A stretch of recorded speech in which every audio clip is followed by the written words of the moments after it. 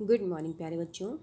आज आपकी class 9th की विज्ञान विषय की वर्कशीट नंबर 16 और डेट है 25 नवंबर। लास्ट वर्कशीट में हमने परमाणु की संरचना के बेसिक कंसेप्ट के बारे में जाना, जिसमें हमने थॉमसन के परमाणु मॉडल के बारे में पढ़ा। आज की वर्कशीट में हम पढ़ेंगे रदरफोर्ड का परमाणु मॉडल। यहाँ पे ज्ञान पूछता है जिज्ञासा दीदी से कि रदरफोर्ड का परमाणु मॉडल क्या है। तो जिज्ञासा दीदी क्या बताती हैं? वो बताती हैं कि प्रोटॉन की खोज ई गोल्डस्टीन नामक साइंटिस्ट ने की और इलेक्ट्रॉन की खोज जे थॉमसन ने की थी, जैसा आप लास्ट वर्कशीट में पढ़ चुके हैं। अब रदरफोर्ड क्या करना चाहते थे? इनका पूरा नाम था अर्नस्ट रदरफोर्ड। परमाणु में इलेक्ट्रॉन की व्यवस्था स्थिति जानना चाहते थे, इसलिए उन्होंने एक प्रयोग किया जिसमें उन्होंने अल्फा कणों को एक पतली सोने की परत से टकराया। जैसे हमारी एल्यूमिनियम की फॉयल होती है जिसमें हम खाने की चीज़ें पैक करते हैं, उसी तरीके से सोने धातु की पतली सी परत ली और अल्फा कण जो कि पॉजिटिव चार्ज होते हैं, धन आवेशित होते हैं, उनको टकराया। और अपने प्रयोग से के माध्यम से उन्होंने दर्शाया कि एक परमाणु में अधिकतम स्थान क्या होता है? खाली होता है। और इलेक्ट्रॉन नाभिक, नाभिक माने न्यूक्लियस इंग्लिश में, और हिंदी में केंद्रक, जैसा आपने पढ़ा है कि चारों ओर लगातार वर्तुलाकार मार्ग में चक्कर लगाते हैं। कि जैसे ये बीच में क्या है? केंद्र में नाभिक है, और ये बाहर आप चैप्टर में पढ़ा है कि कोश होते हैं, और इनमें क्या होता है? इसमें इलेक्ट्रॉन क्या करते हैं? चक्कर लगाते हैं। अब देखते हैं रदरफोर्ड का अल्फा कणों का प्रकीर्णन प्रयोग। प्रकीर्णन, प्रकीर्णन का मतलब क्या होता है? इंग्लिश में कहते हैं बेटा स्कैटरिंग, यानी प्रकीर्णन का मतलब फैलना होता है। अगर आप सरल भाषा में समझे, फैलना। प्रकीर्णन फैलना या फैलाना।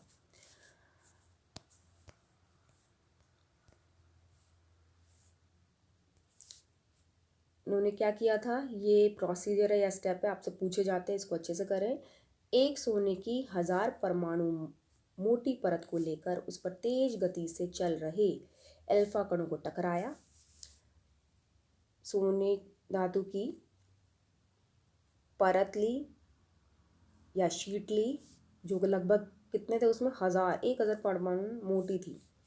अब उस पे अल्फा कणों को टकराया। अल्फा कण कैसे थे? पॉजिटिव प्लस चार्ज हीलियम के आयन होते हैं। आयन के बारे में भी आपने पढ़ा था बेटा, एक बार देख लेते हैं। जैसे सोडियम है ये हमारा, इसकी 11 परमाणु संख्या है, याद है आपको? पार्ट 3 में पढ़ा था। और इसका विन्यास, इलेक्ट्रॉनिक विन्यास क्या है? 281। ये के शेल, एल शेल और एम शेल। अब बाहर के शेल में एक इलेक्ट्रॉन, तो सोडियम क्या करेगा? इस इलेक्ट्रॉन को आसानी से किसी को देगा और इसके ऊपर प्लस चार्ज आ जाएगा। ठीक है, ये इलेक्ट्रॉन एक देने के कारण, तो ये क्या हो जाएगा? धन आवेशित बन जाएगा।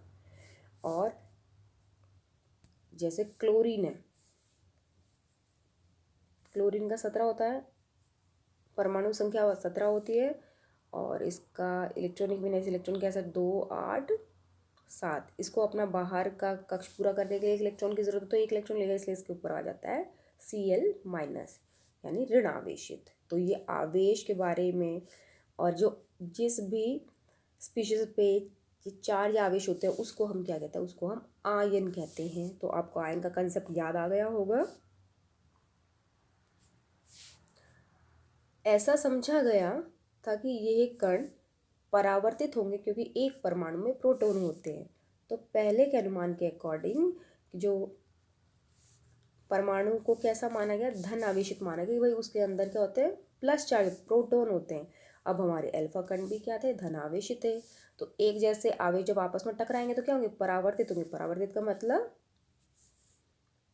जैसे कि हमारी मैग्नेट का नॉर्थ पोल, नॉर्थ पोल दोनों समान है, जब इनको आमने सामने तो क्या करते हैं? हमारी जो मैग्नेट या चुंबक है वो दूर दूर भागती है। ठीक है, इसी तरीके से अगर हमारा प्लस आवेश होगा, प्लस आवेश होगा, तो वो भी क्या होंगे? वो भी दूर दूर होंगे, यानी परावर्तित होंगे, टकराने के बाद वापस जाएंगे। तो ये आपके रदरफोर्ड द्वारा ली गई सोने की परत, ठीक है, यहाँ से अल्फा कण, और जैसे अल्फा कण इस पर टकराए तो क्या क्या हुआ, कुछ कण विक्षेपित हो गए। विक्षेपित मतलब टकरा के कुछ कण से मिल अलग हो गए, कुछ कण से मुड़ गए और कुछ सीधे निकल गए। और ये देखो वृत्ताकार यानी गोल स्क्रीन ली गई है। तो इस तरीके से उन्होंने अपने प्रयोग को किया था। अब इस प्रयोग को करने के बाद क्या परिणाम निकले, परिणाम देख लेते हैं। अधिकतर अल्फा कण सोने की परत के आर पार सीधे निकल गए। सीधे, ये देखो आप देख रहे हैं ना, सीधे जा रहे हैं। कुछ कण छोटे कणों से विक्षेपित हो गए। छोटे कण यहाँ से देखिए ऐसे मुड़ रहे हैं, विक्षेपण मुड़ गए। प्रत्येक 12,000 कणों में से एक कण वापस आ गया, यानी 12,000 में से एक कण वापस आ गया। और वापस आते हुए ध्यान से देखें, जैसे ये देखिए, ये वाली लाइन, एक एरो ऐसे दिख रहा है, फिर एक एरो एक ऐसे है, तो एक ऐसे आ रहा है। तो ये क्या हो गया कि वो टकराए और फिर क्या हो गया, वापस आ गए। ठीक है, तीनों चीज़ आपको ये समझ में आ गई। नेक्स्ट, अब उन्होंने इन परिणामों के आधार पे क्या कहा, उन्होंने इन परिणामों के आधार पे कहा कि एक परमाणु में धन आवेशित केंद्र होता है। जो केंद्र है या नाभिक, वो उस पर कैसा चार्ज आता है, धन आवेशित। ये आपसे क्वेश्चन पूछा जाता है कि रदरफोर्ड के प्रयोग के क्या परिणाम निकले। उनके अनुसार जो केंद्रक होता है या नाभिक होता है उस पर कैसा आवेश होता है, तो कैसा होगा, धन आवेशित, जिसे नाभिकीय कहते हैं। परमाणु का लगभग संपूर्ण द्रव्यमान इसी नाभिक में है, यानी जो भी द्रव्यमान कहाँ है, नाभिक यानी केंद्रक में है। इलेक्ट्रॉन केंद्रक के चारों ओर वृत्ताकार पथ पर गति करते हैं।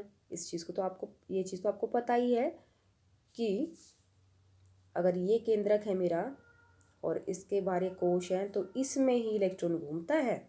ठीक है। अब नाभिकीय का आकार परमाणु की तुलना में बहुत ही छोटा होता है। कितना है, नाभिक की त्रिज्या परमाणु की त्रिज्या 10⁵ गुना छोटी होती है। अब हर एक मॉडल में, जब तक कि फाइनल मॉडल नहीं था, कुछ ना कुछ कमियां थी। तो रदरफोर्ड के परमाणु मॉडल की क्या कमियां थी, वर्तुल मार्ग, वर्तुल मतलब गोल, पर अगर चक्कर लगाते हैं इलेक्ट्रॉन तो स्थायी नहीं हो सकते। क्योंकि अगर कोई भी चीज़ है, आप मानो आपने एक पत्थर लिया, उस पर रस्सी बांधी है, ठीक है, आप उसको घुमा रहे, तो एकदम उसका क्या होगा, उसमें त्वरण होता जाएगा, और अगर आप वो छोड़ो, वो बहुत दूर तक चली जाएगी। तो इसी तरीके से इलेक्ट्रॉन आवेशित होने के उन पर चार्ज है, चक्रण घूमते समय ऊर्जा निकलेगी, उनसे विकिरण करेंगे, जिससे वह ऊर्जा जैसे उसकी समाप्त होगी तो वो क्या होगा, वो केंद्र में आके आ जाएगा, और क्या हो जाएगा, परमाणु नष्ट हो जाएगा। ऐसे तो परमाणु स्थायी हो ही नहीं सकता।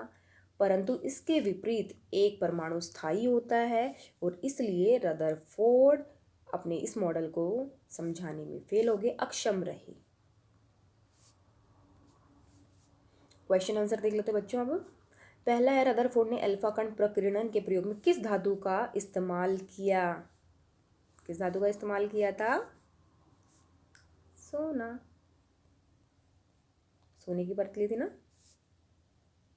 नेक्स्ट, रदरफोर्ड द्वारा दिए किए गए प्रयोग के परिणाम क्या थे। तो परिणाम क्या थे,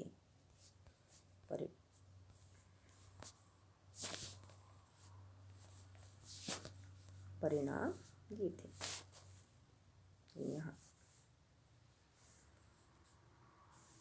यहाँ से लेकर यहाँ तक, ये क्वेश्चन नंबर 3 का answer. Next question, question number 2 का आंसर बेटा, ये आपका क्वेश्चन नंबर 2 का आंसर है।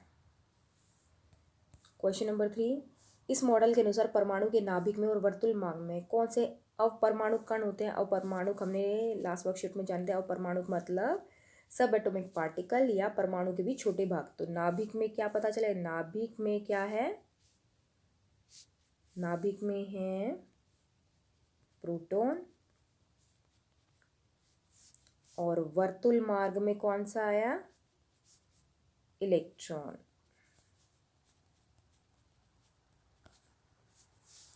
रदरफोर्ड के परमाणु मॉडल के मुख्य लक्षण लिखिए। तो मुख्य लक्षण ये थे उनके, जो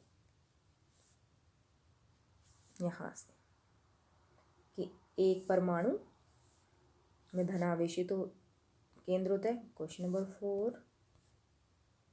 नेक्स्ट, प्रोटॉन की खोज किसने की थी? अल्फा कण किसे कहते हैं? प्रोटॉन की खोज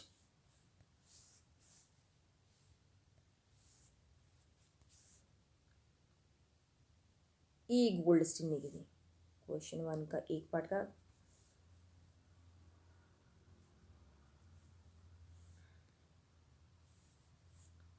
प्रोटॉन की खोज किसने की थी? ई गोल्डस्टीन। क्वेश्चन 1 का ए पार्ट। अब फिर कह रहा है कि अल्फा कण क्या थे? तो इसका आंसर आपको मिलेगा यहाँ से। अल्फा कणों को अल्फा कण धन आवेशित पॉजिटिव विलियम के आयन है। यहाँ पे क्वेश्चन 1 का बी पार्ट है। तो इस तरीके से आपके सारे क्वेश्चन आपको समझ में आ गए होंगे। और आज का संदेश क्या है? कोविड के लिए 2 गज अथवा 6 फीट की शारीरिक दूरी का पालन करें। अपना ध्यान रखें बच्चों, और वर्कशीट को अच्छे से करें।